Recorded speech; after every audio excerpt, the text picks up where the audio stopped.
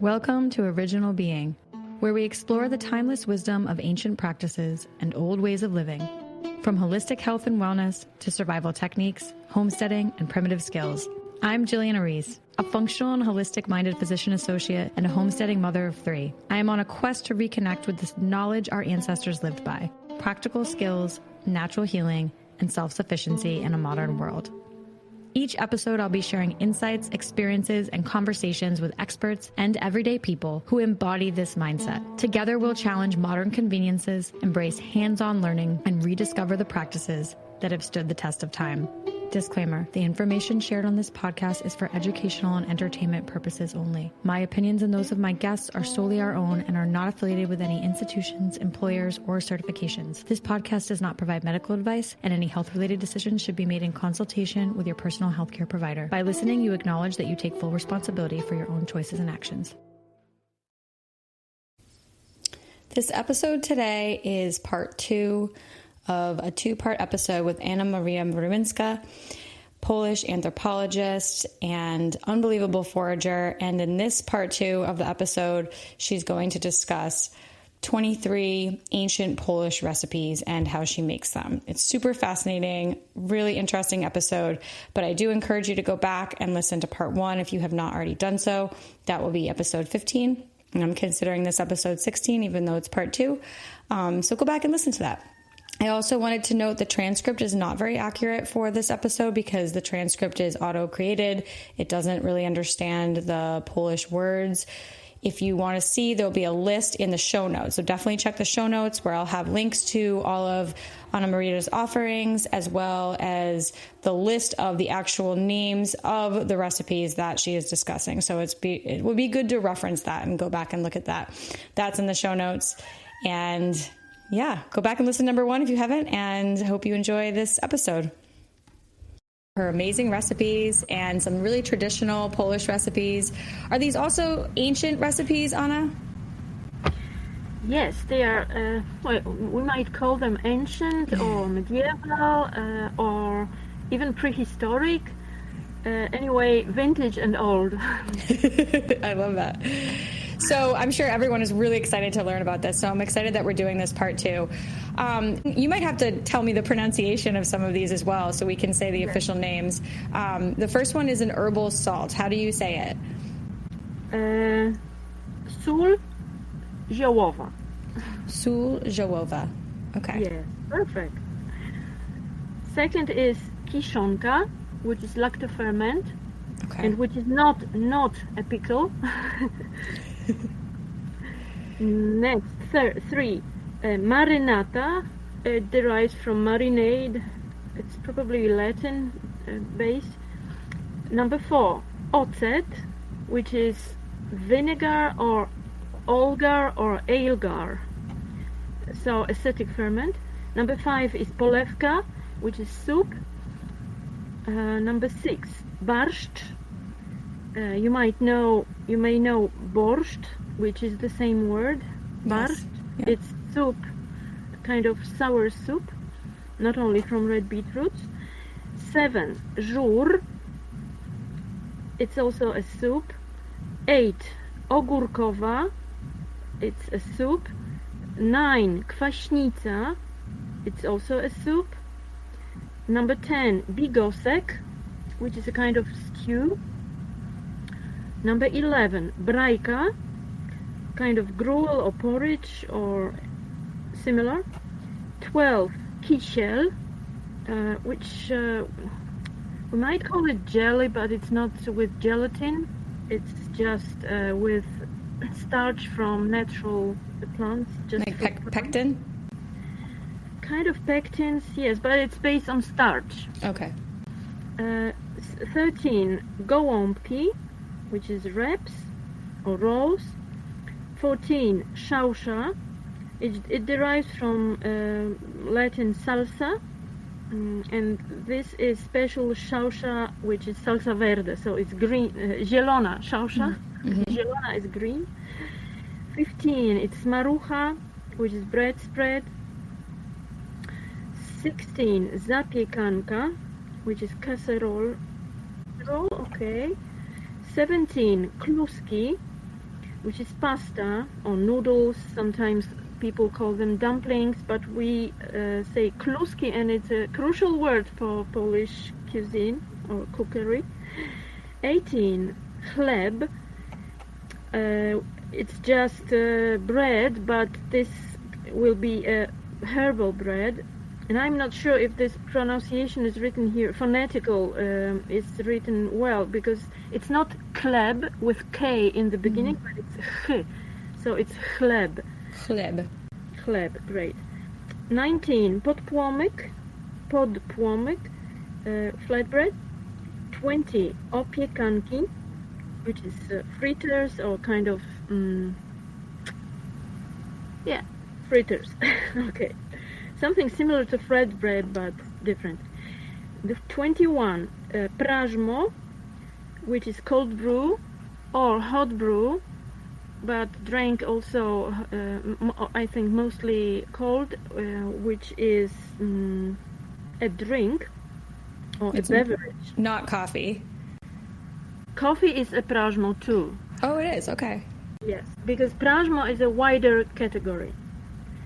It's of course Slavic. 22, twaróg. Twaróg is translated also very often to fresh cheese or cottage cheese, but we want to stress out the name twaróg because it's really specific for Central Europe, especially for Slavic countries. And the last one, twarożek. 23, twarożek, which is also a bread spread made of twaróg. Oh. Oh, I'm excited to dive in. So do you want to go one by one and talk about, what it entails or how you make them? Yes, I think it might be helpful for the listeners that I say how I do it. So it's a kind of recipe, but without some specific, detailed measurements. Yeah. Should be general, okay? And are all of these in some of your ebooks or no? Yes. They are. Okay. Yes, they are spread in several ebooks, but they are, yes. So if people listening hear that and are like, ooh, I really want to make that, then you should check out the ebooks. Yes, thanks. Yes, exactly. So we will go one by one, right? Yeah. And I will try to speed it up quite a lot. Okay. So we will start from 1 to 3 all together. Okay, so first we're going to talk about the herbal salt, the lactoferment, and the marinade. Yes. Sól ziołowa. So herbal salt, we say sól ziołowa, which sól is salt and ziołowa is herbal. I just make it by drying any leaves, grinding them very finely, and then sieving them, and then I get this powder. So I mix this powder with salt, and I very often also grind the leaves with salt. And the salt must be coarse salt. It's not just a typical salt from stores. It must be a full, whole meal salt. Mm-hmm. Okay, with micro elements, with macro elements, very rich in digestive elements. So it's altogether it makes very nice flavory salt. And I use it very often for these two types of preserves. Which first one is lactoferment and the second is marinade. They differ with bacteria, with type of bacteria and the type of flavor, of course. So lactoferment is based on bacteria of lactic acid, and it's without oxygen. You must close the jar and cut off the oxygen. So I put the, let's say, leaves or roots, I chop them, I put them in a jar, glass jar, which must be twist cap, not with this wire clip, I don't know. Yeah, not like the swing top or whatever that's called. Yes, yeah. Yes. I don't use it. It must be a twist. So I put the plant material into the twist. I add salt on top, just by eye, but most of the time it's 10% proportion salt to water. and then I pour hot boiling water. I pour the water on just the very top, and I immediately twist the jar. I close it, turn it bottom up, and leave it overnight. And marinade, I make just the same, but instead of water, I use vinegar or agar. Okay. If it's strong, I mean the vinegar or agar, I dilute it with water, 50-50 or less. It depends on the vinegar. So I just pour hot mixture, and I often boil this mixture with spices, with seasoning, like, oh, I am not going to say what seasonings. Okay, it's just general. You can use any seasonings you want.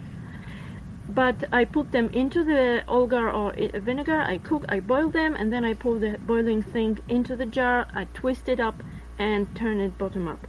It's the same. And then you just leave it upside down for one night and then you flip it back over?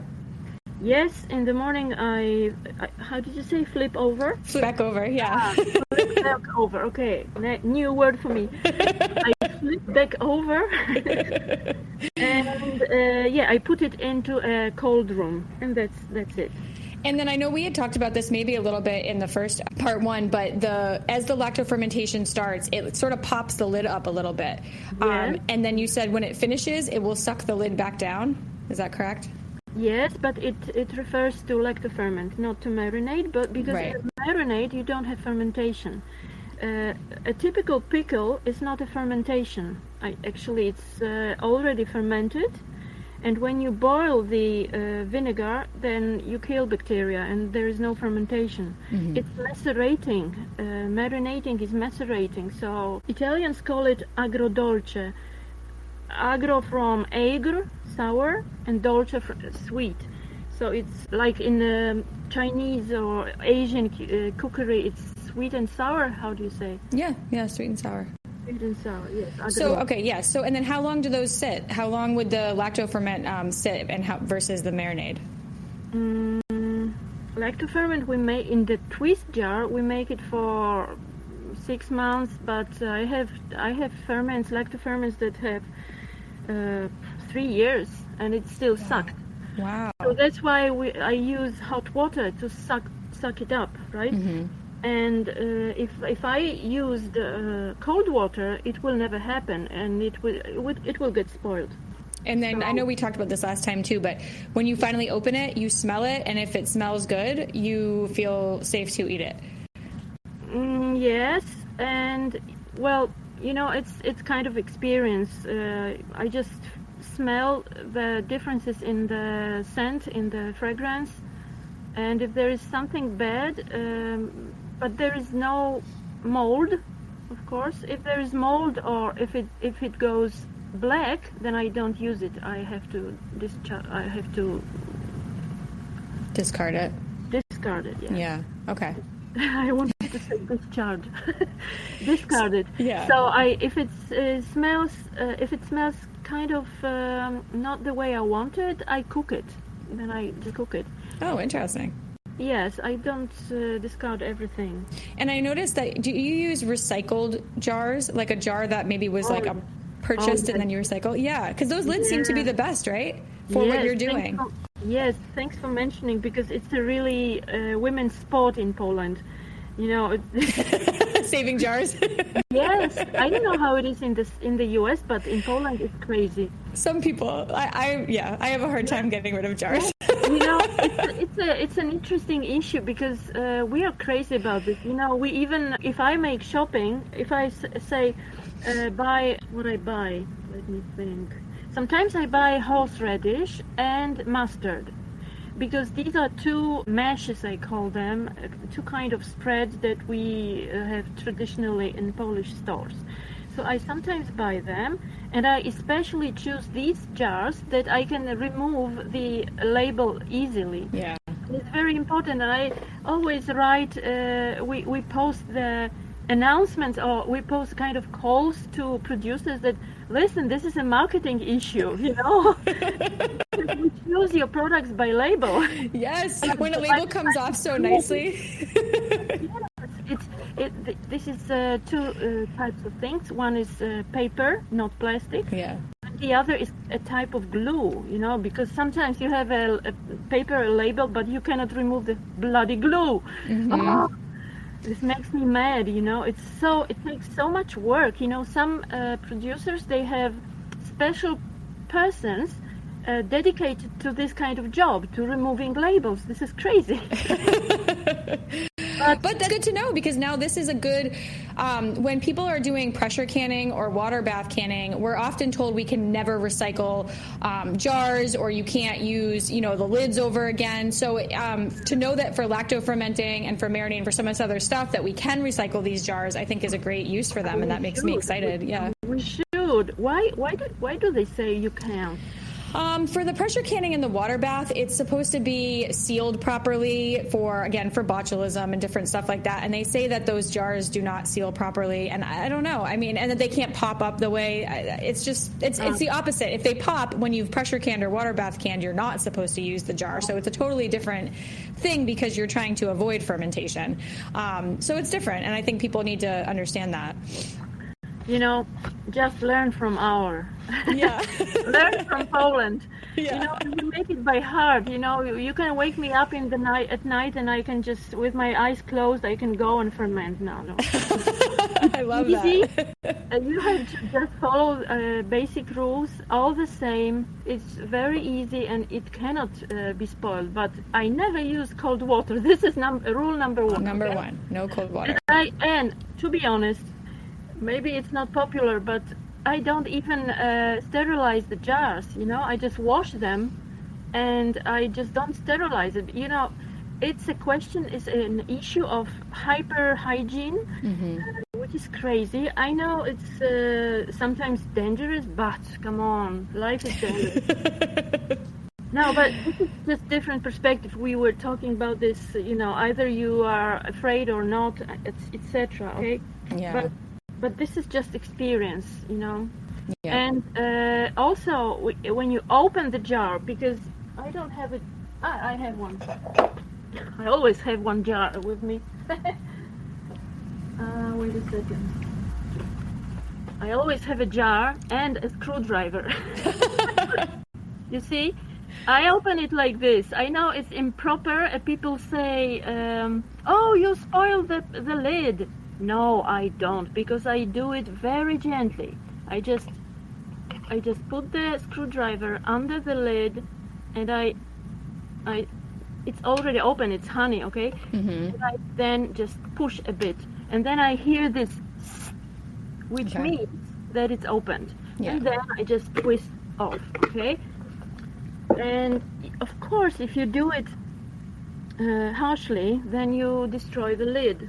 This is just obvious, but let's be gentle with the ferments. Yeah. So you don't explode.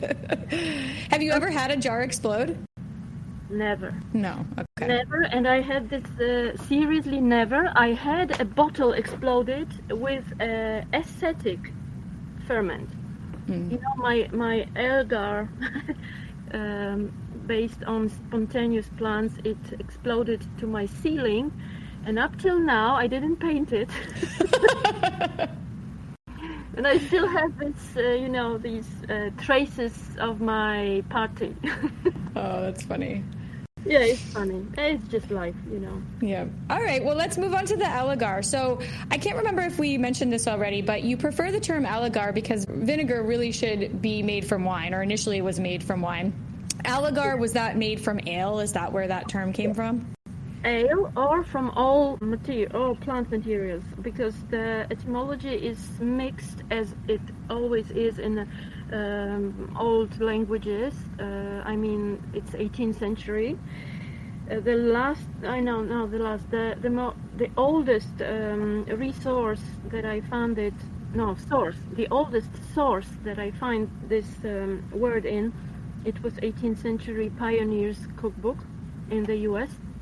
So the lady was an immigrant from Ireland, I think.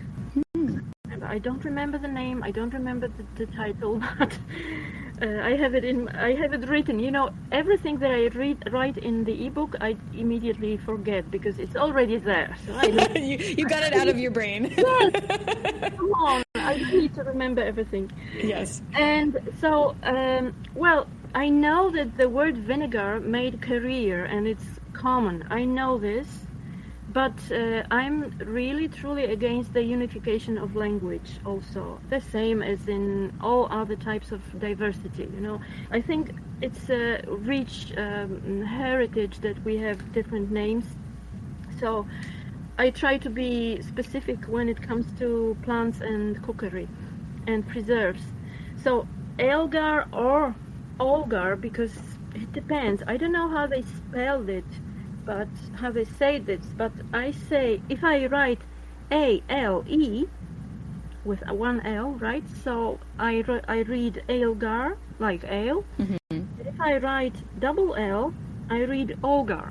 Because by Aelgar, I mean acetic ferment made from ale. Yes. It's obvious, right? Not from wine, but from ale. So I don't see any reason that I should call it vinegar. But I'm a linguistic purist, you know, so yes. I like playing with names, and I love languages and names, so that's why. But if it's acetic ferment made from, for example, not without specification, from many different plants, that I call them all together olgars, because I say all plants, okay, made in an agar way, in a sour way. But if I make, for example, acetic ferment from apples, then I call it malegar. Okay. Okay, it's malic acid. Play. Because okay. This first part is always taken from Latin name, okay, of the species. Yes. So it's just a play. Of course, just to place it in the internet, you know, to position it, people use it vinegar, but okay, I play. So how do you make it? So say, for example, are apples your favorite way to make that, or what, is there another way that you prefer? You know, in my ebook devoted especially to olgars, aelgars, and vinegars, I wrote a lot about all this classification of of acetic ferments, because there are a few basic types, and you can make it from scratch, as you call it, I think in English, from scratch, from basic material, raw material. You can make it as macerate, and you can make it by fermenting alcohol, ready alcohol. So the first way is when you take, that's how I do it. I take, let's say, flowers, because I make acetic ferments from seeds, flowers, leaves, and fruits, and it's all written in the book.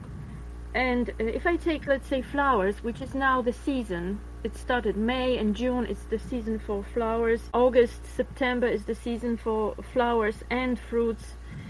And springtime, it's the season for leaves.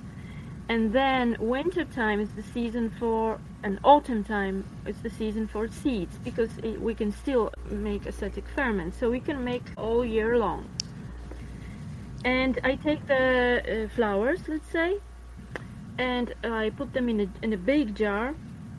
Proportions of the volume, it's like 50-50, let's say, okay? It doesn't really matter. You put the plant material, I add water, which is room temperature water, and then I add honey or sugar, it depends what I have. And you ask me about proportions immediately. So then I say, I give it by eye, okay? But to measure it, I don't know really. I didn't ever measure the proportions, but let's say if I have a glass of tea and I add, and some people add some sugar, right? So they usually add 1.5 of teaspoon of sugar, right? And this is just drinkable for people. But for acetic fermentation, you have to add 1 A tablespoon? Tablespoon, a tablespoon, yes. So it's much bigger. Okay. And I mean a glass, which in Poland traditionally is 250 milliliters, okay? So this is more or less the proportion. So you see that it's a big amount of sugar, and if I want to make a kind of replica of ancient ferment, then I use honey, okay? Yes. Because it's much more expensive, and also this kind of vinegar I don't cook. I don't boil it because it's a pity to kill all the precious good bacteria. Yes, value of the bacteria and the honey, right? So I put the thing, I mix it well, and I cover it not with the lid. You must leave it open because the acetic bacteria need oxygen, not as like lactic acid bacteria. They don't want oxygen, but in acetic fermentation the bacteria need oxygen, and they are like people. They need cuddling each day. Really, because you have to mix, you have to stir. Okay, so we stir it up each day. Every day, 3 times a day in the beginning. Wow, 3 times a day. You Okay. just have to take care. They are just pets, okay? And I cover it only with a very thin cloth, kind of muslin. I don't know how to call it. Yeah, muslin or linen. Yeah. And I just stir it every day, and after a few days live fermentation will start, and you see the foam, and the whole material, the whole plant material will go up, and it will keep like this for a week or 2 weeks. It depends on the plant, and you still keep on stirring every day. And then it goes down slowly, and then the fermentation, the basic fermentation is finished, and then you can bottle, and the fermentation goes on in bottles. So, but you can lock the door. Oh God! Yeah, like yeah, have it in a closed lock the bottle. bottle. You can lock the bottle. And then how long does that sit before it actually becomes an agar? Oh, it depends, really. A long time though, right? When acetic fermentation starts, it goes on and on and on. I'm not sure if it ends, I don't know, 5 years. I'm not sure, because the acetic vinegar, it's getting stronger and stronger. You can think about Modena balsamico vinegar, which is seasoned, right? It's aged vinegar. It goes 10 years, 15 years, and it's getting stronger, and it's reduced. You have less and less water, so the flavor is stronger each year. But I don't know when acetic fermentation actually stops, but it goes really long, because bacteria are really strong. But finally, if they don't have sugar inside, if they eat everything, they just collapse. And they go down, then you have this residue on the bottom, which is nothing bad. You just have it. Okay. So I think I will just tell the recipes, okay? Yep. Just basic recipes. Okay, soup.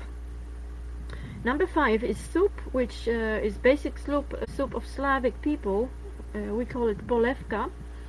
And polevka is a general type of soup. It's a very general, wider category. You just take water or whey after making twaróg, cheese, and you boil it. You add any ingredients you want to this. Some ingredients for flavors, of course. You may add twaróg, crushed twaróg, fresh cheese, or you can grind any cheese, seasoned cheese, or you can add meat, or you can eat vegetables, anything. So it's basically, polevka is basically a very thin soup, okay? Number 6, which is barshtch. Barshtch is a very specific Polish word, which is the only case in Slavic languages that we have one word for soup and the plant. And this is the evidence, actually, the evidence of medieval and I think also ancient and prehistoric consumption of the plant and sour soups. Because barshtch, it's called hogweed, common hogweed, okay? It's Heracleum spondylium. I also wrote an ebook about this very special plant. And people used to take this plant, especially young leaves, but also mature leaves. They chopped it, put it in a jar, and they made lactoferment, as I said before. How? Mm-hmm. Yeah. And then they had this polevka. So they had both. They had the leaves and they had the brine, which they cooked, and they boiled it, and they had polevka, sour polevka. It was sour. So that's it. That's barshtch. Barshtch was each polevka that was sour, and barshtch was also made from fermented seeds and other leaves. And then in 17th or 16th century, red beetroot appeared in Central Europe, and it pushed out the hogweed leaves, barshtch, but the name remained for the soup because it was also sour. It came from the east. You know, the oldest tradition of making this soup from red beetroot, it's Asia. So it came through Near East, through Ukraine to Poland. So that's barshtch. Very, very interesting name. And actually we have a few or several types of barshtch in Poland. Ukraine also has borschtch, which they make from red beetroot, and they make also green borscht, but this is not made from hogweed. Mm-hmm. We have more ancient thing which is made from the hogweed that we call the same word. You know, it's very... Right. Yeah, we know borscht, like I think most Americans probably know the word borscht as a beet soup, but so you're saying this is similar. Is it still made with hogweed in Poland, or no one does that anymore? No, it's not made. Well, I make it. Maybe some other people who reenact old cookery, they also make it. I don't know, but mostly it's beets now. I haven't heard about anything who make barshtch from hogweed, from barshtch. Okay. You know, barshtch made from barshtch. Yeah. Number 7 is zhur. And it's close to barshtch because zhur is a very specific type of barshtch. We sometimes in Poland call white barshtch, we call it biały barshtch, which is white hogweed or white borscht, and it's zhur. So it's made of seeds of rye cereal. You know, you take the seeds, you grind them into flour, and you lactoferment the flour, and you make zhur. It's a very easy but complex recipe, and this is specific for Polish and for Slavic Polish. Very, very traditional, and not as barshtch made from barshtch, I mean borscht made from hogweed, but zhur is still made in Poland. When you come to Poland, and you go to a canteen or to a very simple food canteen, we call it bar, you know. In Poland, bar is a canteen. And when you go there, you have the food is very cheap. And one of the basic soups you have, this is zhur or zhurek. So these are two names, okay? So is it thick like a porridge? No, it's not porridge. It's a soup. It's a soup. Okay. It's made from lactofermented flour. I know, so that's why I was thinking maybe it would be like thick gruel, from the flour. Or like gruel. No, it's not thicker. It's thick. It's liquid. It's totally liquid, and it must be liquid. And it's served with sausage and fried onion. Very often it must be with egg, hard-boiled egg, which is very traditional and symbolic. But I will not go into this now. Okay. And, there are also two other soups that we have in Poland in bars. When you go to bar, which we call canteen, right? So these are the soups I tell about now. I'm telling about now. It's OGÓRKOWA and kfashneetsa. OGÓRKOWA, it's a very characteristic Polish soup. It's one of the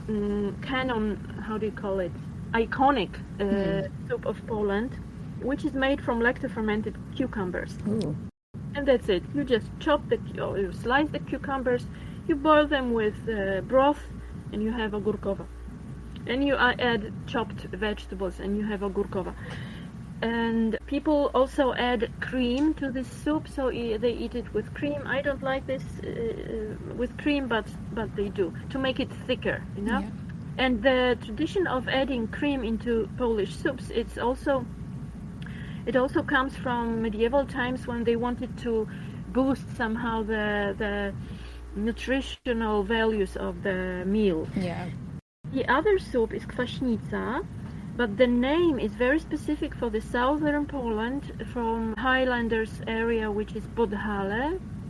And many people from Podhale emigrated to the US. You have huge community in Chicago. And also Beskidy mountains, they make kfashneetsa. Sometimes they call it different, and they fight between, you know, which is this and how you do it. You know, this is a national patriotic thing, okay? Take care when you talk about talk with people about kfashneetsa or similar food. But in the lowlands of Poland, we also call it kapuśniak, which is the soup made from lactofermented cabbage. And this is the basic. These two are the basic lactoferments in Poland: cucumbers and cabbage. In the past, we also have turnip lactofermented, but it's much more rare now. Kfashneetsa, it's also the similar thing. You just boil the lactofermented cabbage, which we called kapusta kiszona, and you add sausage, you add cracklings, you add anything, carrot and other things. Not much things. It's just simple soup, but it must be sour, okay? So it's a very special name of the soup. Then you still have the lactofermented cabbage, because you have it a lot, right? In each Polish house you have to have cucumbers and cabbage lactofermented. This is the must. And it comes really from very, very old times, because in our 14th century sources we have it written that King of Poland, Jagiełło, and Hedwig, the queen, which was also a king, by the way, nominated as a king, they used to buy lactofermented cabbage for their meals. Okay, 14th century, it's medieval, Middle Ages. So when you have lactofermented cabbage, you make a lot of various meals using this ingredient, and one of them is bigos. Its contemporary name, but in the past, in 17th and 18th century, it was called bigosek. And it was not only made from lactofermented cabbage. Actually, cabbage was not used in this kind of meal, but the name went through the ages, you know.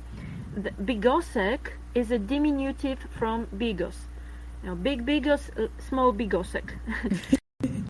And bigosek, you just take any vegetables or fish or meat, you chop it, you stew it, and this is bigosek. Okay. So it's very simple. It's kind of stew, right? Yeah. Yeah, thicker. I do have one question. As I'm thinking about the ancient lactofermentation, because you're saying that the cabbage and the cucumbers, it was always done, were they traditionally in clay pots with a lid? Like, how were they preventing oxygen in the ancient times? 3 or even 4 basic ways were used. No, maybe 3 basic ways, because no, what's it called? Glass jars. Right, no glass. So, I think you call it crock pot? Yeah.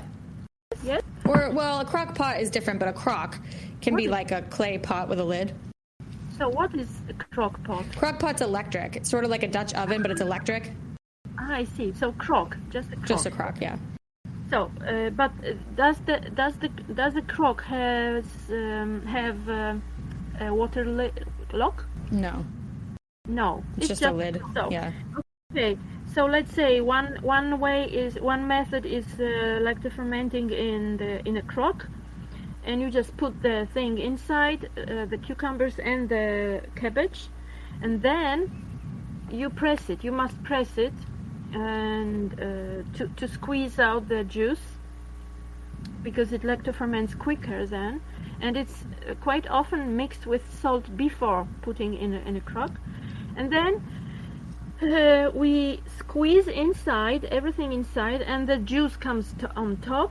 We put a flat plate on top, or now you can use such two things that are split in half, and then you just put one and then second, and you press it in. Yes, this is like for sauerkraut, so I think a lot of people are familiar with that. Yes, Yeah. that's we used it for cucumbers and kiszona kapusta. Kiszona kapusta is, or in abbreviation, it's just in a short way, it's kiszona. When you come to Poland and you say kiszona, everybody knows that you mean the cabbage, kiszona kapusta. So that's sauerkraut. Yes. Kiszona kapusta. Yeah, you don't call. Okay. German, come on. But that's what everyone's familiar with here. So okay, so in Poland, sauerkraut is kiszona kapusta. Let's make them familiar with kiszona kapusta. Okay. And then in the past they put a plate, and then they put a big stone onto the plate to push it, to squeeze it in, to push it under the brine. Okay, that's it. Okay. The second method is using a wooden barrel, not a crock, not a ceramic thing, but a wooden barrel. And the method was complicated because they pushed the thing, and they use it for lactofermenting cabbage and cucumbers both, but with the cabbage it was more complicated because they used to make a hole inside with a big stick, and then they would take out the juice because they considered the juice unnecessary. We think different because the brine, the juice, it's what we drink. It's precious thing. We never discard it. And even if sometimes I see it on some groups for lactofermenting, people say, oh, you put only a few vegetables and a lot of brine. Nothing, it's no problem. You just have more kvass later because we call it kvass. So we just drink it, it's a good thing. It's no problem. Yeah. So they used wooden barrels. And the third method, which was crazy, but it was... they were taking a barrel, because in the second method, the barrel was standing in the house, in the farm, yes. And the third method was they would take the barrel and they would sink it. Yeah, sink. They would sink it in a lake or in a well. They would just put it in a well underwater because they would cut off the oxygen again. That makes sense. Water. Okay. Yes. This is a method that is reenacted in Poland in some places. They lactoferment cabbage and cucumbers both, by putting the barrel into a lake. Wow. This is crazy. Fascinating. Yes. All right, I'll let you move on. So we just did number 10. So number 11 is the gruel. Oh boy. Brajka. Brajka, it's a very old name of the thing that you call porridge, I think, or oatmeal. It's a kind of mixture of seeds of pearl barley, for example, or pearl wheat. And you cook this thing long to make it soft and gluey, and you add some things into this, sweet or savory, and you eat all together. So it's not a soup, it's just a thick meal. Okay. Then kisiel. Kisiel, it's just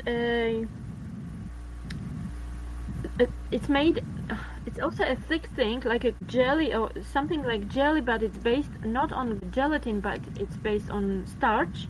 So it's with ingredients, it's similar to brajka, but it's totally smooth. People in Asia make a lot of kisiel. We call it kisiel, and it comes from kisel, from sour thing, from Slavic language. And in Balkans and in Ukraine, they have a lot of this. And they used to make kisiel using oats, using not the flakes, but using flour. So you just cook slowly the flour with a bit of water, and it gets thicker, and then you just pour it on into a container, leave it aside to cool down, and then you chop it and you eat it, or you eat it with a spoon. That's kishon. Gołąbki, these are wraps, so this is a very, very old thing. It came to Europe from nomadic people because it's the typically food for travel.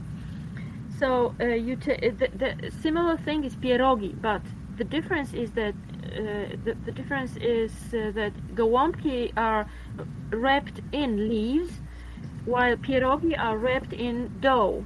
Yes. Seeds, right? So the fill is anything you want. Okay, this is the travel thing. You just because you cook pierogi, then you boil pierogi, or you steam pierogi, or you bake pierogi. But gołąbki, you do the same, but you can also make it raw. So you take a leaf, let's say malva leaf, mallow, big mallow, Okay. or just garden malva, and you put the fill inside, and you roll it. You close the thing, you roll it, and you either you eat it raw, or you bake it, or you steam it, or you cook it, anything you want. Okay, this is gołąbki.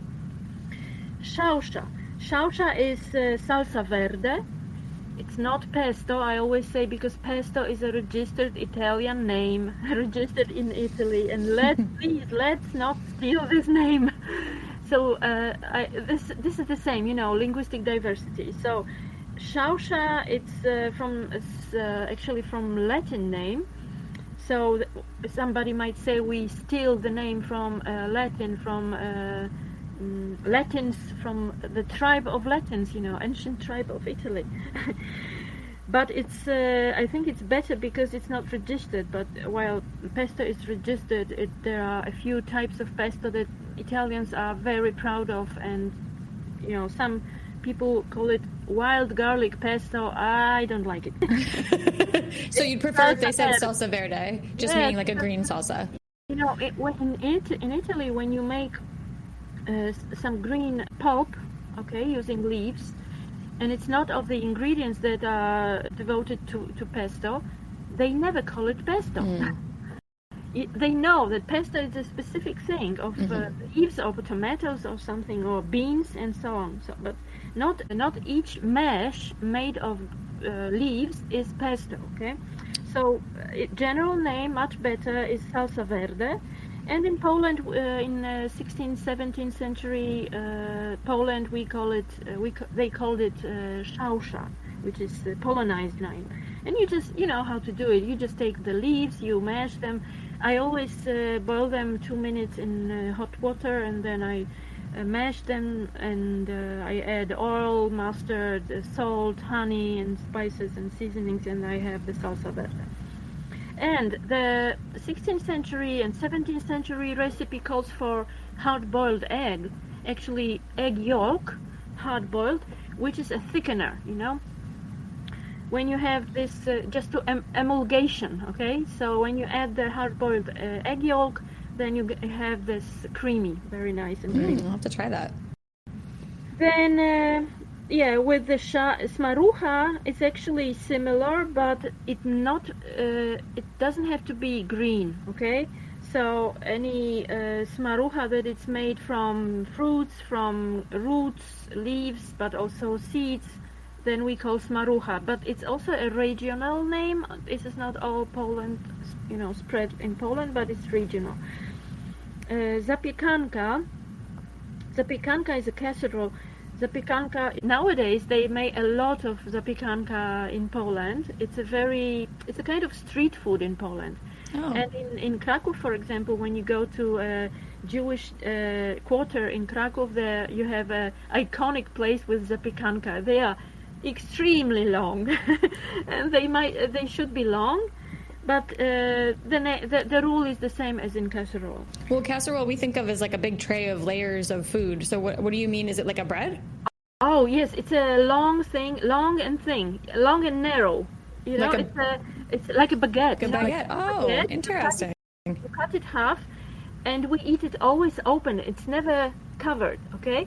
You take the half, you put some things, and it's always champignon, cheese and something, and they have a lot of flavors, you know, different, and they just bake it. So it's always open, and it's 1/2 of a baguette of bulka. We call it bulka. So it's a long thing. So is it like there's an Italian version, right? Like not a calzone, but the one that's like long and it has stuffed inside. I don't know. They might be, of course. Okay. I think I know what you mean, though. Yeah, zapiekanka is just general, and of course we also call zapiekanka this thing that is typically casserole, but when you mean street food, then it's zapiekanka, okay? Then, okay.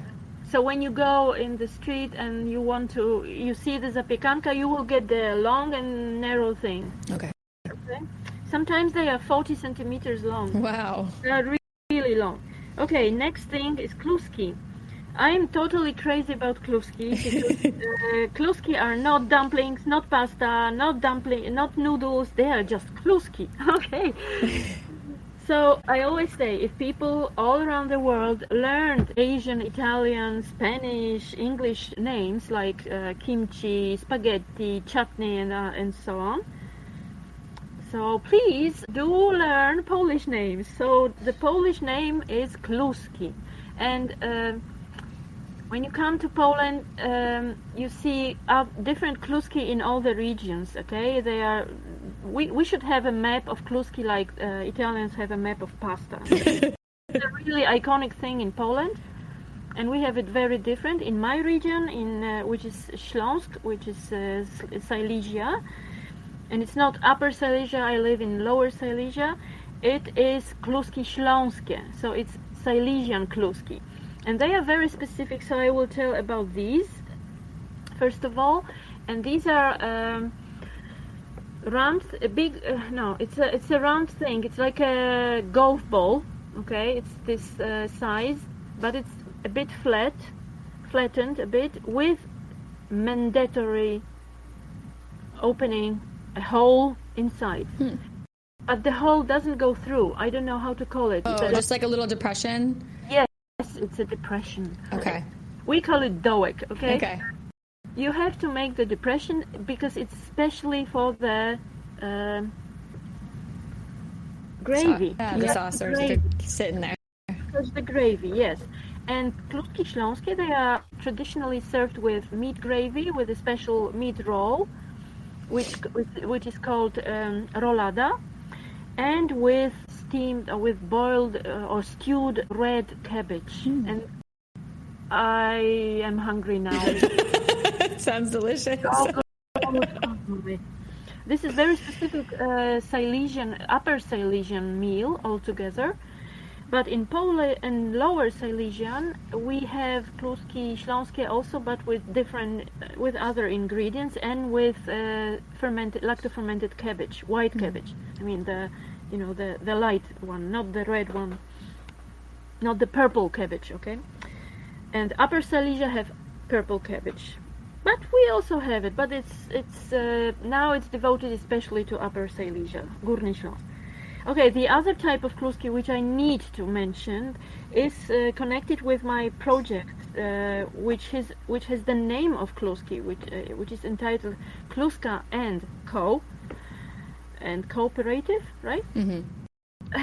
And Kluska, which is actually in the past, in the far past, I mean the Hallstatt period in archaeology, which is 7th century BC, so 2,700 years ago, they used kluski as a ritual meal. And there are some findings, archaeological findings, with charred kluski, and they have different shape. And they have the shape that I used to make at home, in my traditional cookery that I learned from my mother. And I didn't ever know that they are so old. Yeah. So this is the shape, like it goes like this. You take there are two ways, because one way is that you make a dough. It doesn't matter if it's made with potatoes, because contemporary it's made with potatoes, but in the past 2,000 700 years ago, it was not made with potatoes, only with cereals, with flour, okay? And it was emmer flour. So you take the dough and you put the dough on a desk, on a wooden board, over a pot with boiling water. You just put, okay, you have the pot here, and you put the board on the edge. Yep. And using a knife, you just throw down narrow and long kluski into the boiling water. Okay. So the dough must be quite thick, that they don't collapse in the boiling water, so they are all together. They keep together, okay? And the other way, the other method that I examined during a workshop, archaeological workshop devoted to ancient food or prehistoric food, is that we made a different method, which you take the dough, which is even thicker than in the first method, and you keep the dough, you just take a portion of dough, little portion of dough, and you roll it quickly in both hands, so you get a long kind of thing. I don't know. More like a noodle. Yes, like a kluska. Don't say this word anymore. It's a kluska. I mean, for the shape, it's hard to know because you're saying they're all called kluska, but they have different shapes, right? Yes, like noodles. Okay. Right. So it's long. I think it's 6 centimeters long, and it's like a canoe, let's say. Oh, okay. It's a long shape, but thicker in the middle. Yes, and that's kluski, plural kluski, singular kluska. Okay. And in Wrocław, not Wrocław, please, but Wrocław, it's our town, because people usually read it Wrocław, but it's Wrocław. And we even have a gate, devoted to a kluska. There is a legend about kluska, so it's a very famous thing in Poland and Wrocław especially. And then you cook it, you boil the kluski, and then you serve them with oil, with cracklings, with lard, smallets, and with twaróg, which is cheese, fresh cheese, or with any sauce or gravy, okay? Mm-hmm. Next.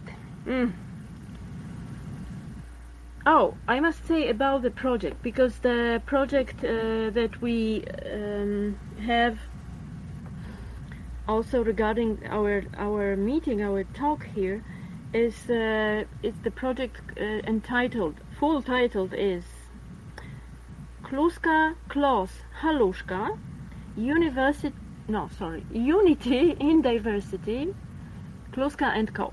Very long, but never mind. Unity in Diversity, because the project is about how 3 countries, Germany, Poland and Czech Republic, are connected with food heritage, okay? Starting from Neolithic, actually. Because we still have the same patterns of food in Central Europe.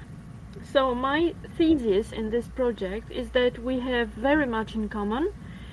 It's not ethnical connection, but it's a kind of territorial connection, because we have the same type of cookery based on boiling, cooking, on leaves, on the plants that we have in our environment, okay?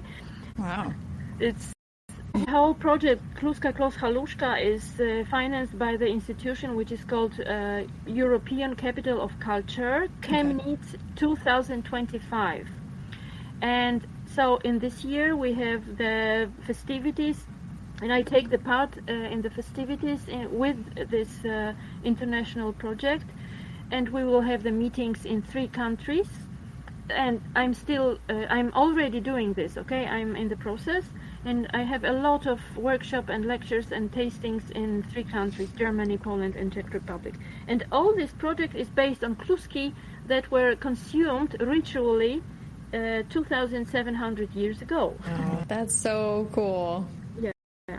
So number 18 is chleb, but herbal chleb, which is bread.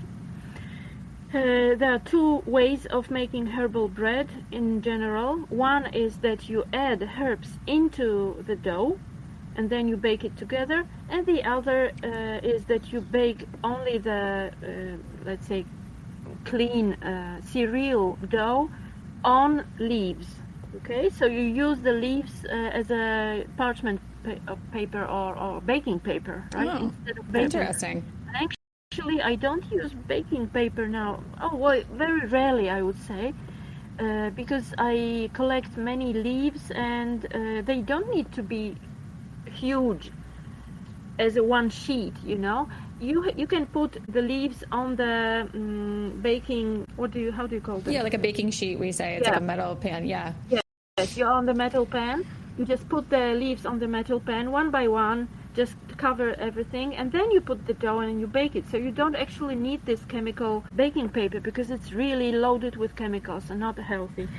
So any edible leaves, like you would do oak leaves or maple leaves or beech leaves, well, actually, grape leaves?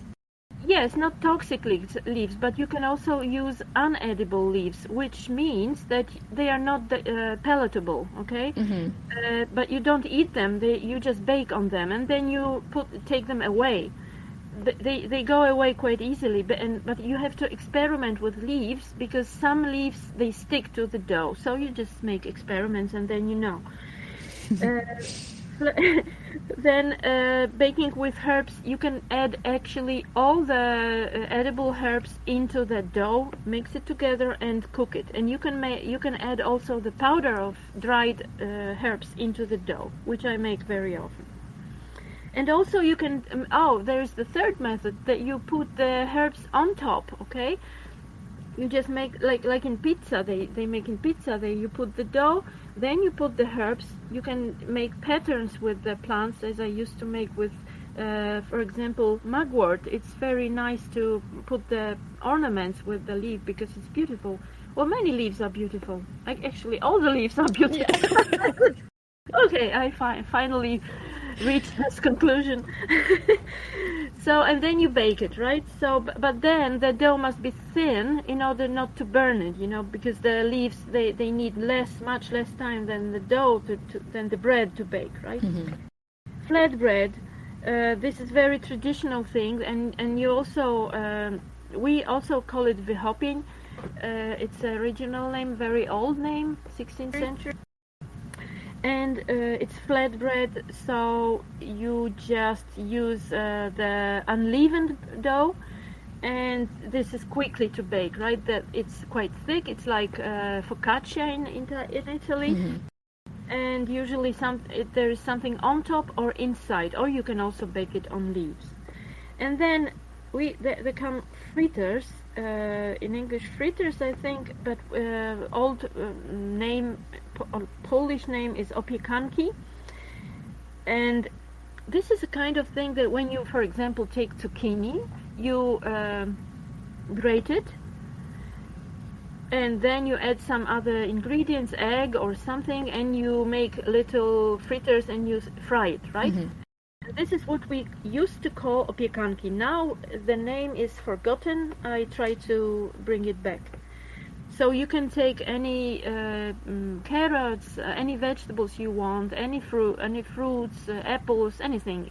You just mix it with anything. Actually, there's no rest. You can combine what you want, and let's say carrot or parsley. Oh no, how do you call it?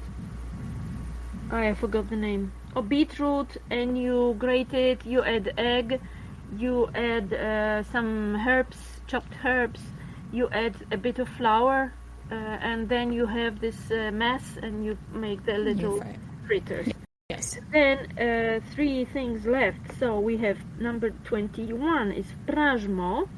Prażmo is actually a very old name, but we don't have evidence to that people in early medieval time used to drink prażmo. But there is a second name, a surname prażmo, and there is a village prażmo, and it comes from prażenie, which is roasting cereals.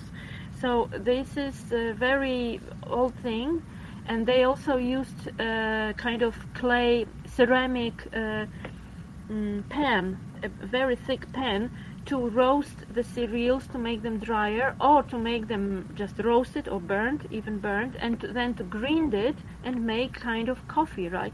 Because coffee, as we know it nowadays, it's a kind of pražmo. Because coffee, they are also seeds that were roasted, right? So all the seeds or chopped roots that are roasted, we call pražmo. And you can make a dandelion root roasted and then brewed as coffee, right? Or barley, pearl barley, or burdock root, also very nice pražmo, and many, or also pits of sloes, blackthorn. Interesting. I told you before I don't discard any stuff, right? So you take the pits, you just roast them, and then you grind them, then you brew them, and you have amazing pražmo with a bit of cherry flavor. And the last but not least, two things very special for Polish culture, for Polish cookery and milk processing. This is twaróg and twarożek. So the difference is twaróg is the basic product which is made from lactofermented milk. And we lactoferment milk, we call it kwaśne mleko. Mleko is milk, kwaśne is sour. So when you leave raw milk aside, let it sit, after 3 days it gets coagulated naturally, without vinegar, without lemon, without rennet, nothing. We just have lactic acid bacteria naturally in the milk and all around, even on us, on people, humans. So you leave the milk to coagulate, and this is kwaśne mleko, or we call it also zsiadłe mleko, but it's more difficult to foreigners, so I say kwaśne mleko. And then we heat it a bit, so then we do the same that people make cheese made from rennet coagulated cheese, okay? So we heat it slowly, 35 degrees centigrade, and the curd separates from whey, and then we strain it, and we have twaróg, okay? So twaróg is curd. In German it's quark, and the names are all related. It's a really ancient name. In Polish language, twaróg, it's also associated with the word tworzyć, which is to create, to form, actually literally to form. So tworzydło, it's a forming item, a shape to form something. When you put this coagulated curd into a kind of mold, right, a form, so you shape the curd into this special rectangular shape, right? So it's a tworzydło, it's a kind of mold. But we call twaróg, which is a really very old, medieval at least, an ancient name. And it's specific for Polish culture, but in other Slavic languages there is also this word, and also in German, but taken from the Slavic languages. Meanwhile, twarożek is when you take twaróg, you mix it with cream, and you add some chopped herbs or hard-boiled egg. I don't know if you ever tried when you have fresh, they call it cottage cheese, but it's made from pasteurized milk. It's not twaróg. It's not healthy, because when you have twaróg, you have the live bacteria, very beneficial for health. So it's made from raw milk, not pasteurized. And in stores, you have just industrial thing, which shouldn't be called twaróg. If you take this thing and you chop the hard-boiled egg and you mix it all together, you have amazing twarożek. Do you know this? No, I've never had anything like that. Yes. So it's like that fermented cheese, and then it's mixed with the egg yolk, the hard-boiled egg yolk and herbs, and then you spread it on bread? Yes, but try first, yes, exactly. But try either egg yolk, or, no, not the yolk, the whole egg. The whole egg, okay. Either egg or herbs. We usually don't mix it. Okay. But they are both twarożek, okay? Also with radish, chopped or grated radish, and mixed with cottage cheese or white, this fresh cheese or ricotta type, okay? But I always say this is lactofermented milk, raw milk without any additives. So it's very specific for Poland. But they also have it in Scotland, and they call it crowdy, I think. Crowdy. Yeah, I think they call it crowdy. They also have the thing that we call kwaśne mleko, sour milk. They call it... Oh God, I forgot. Sorry, I forgot. They are different, difficult names. Okay. And when at the end, I want to say that how we use twaróg, because twaróżek, as you said, we put it on bread and we eat it just an open sandwich. We call it kanapka. This is a very specific breakfast in Poland.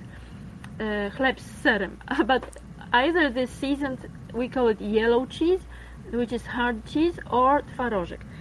But having twaróg, you may have different, diverse meals. You may make diverse meals.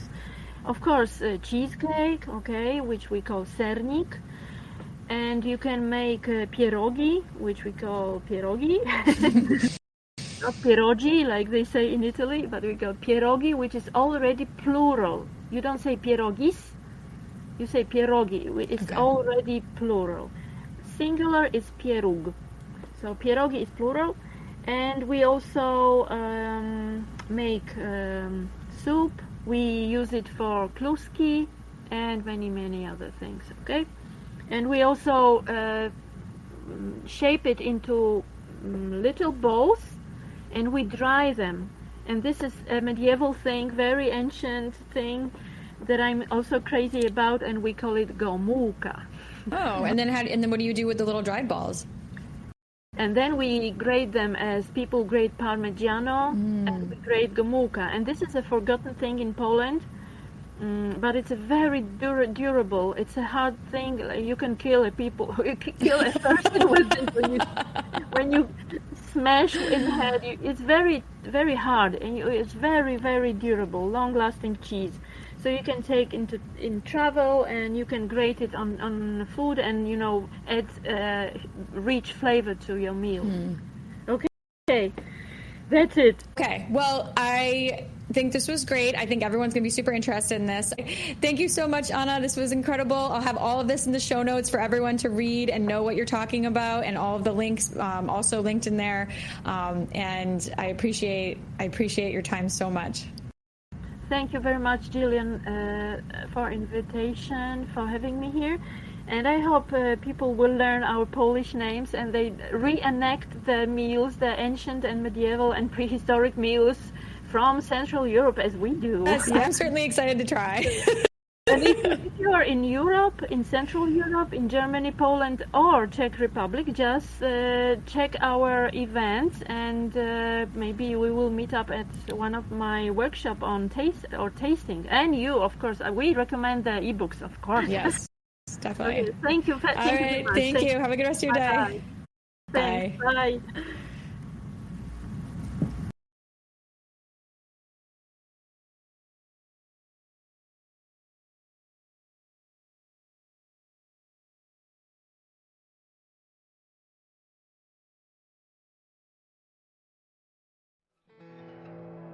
If you enjoyed this conversation, please take a moment to leave a review.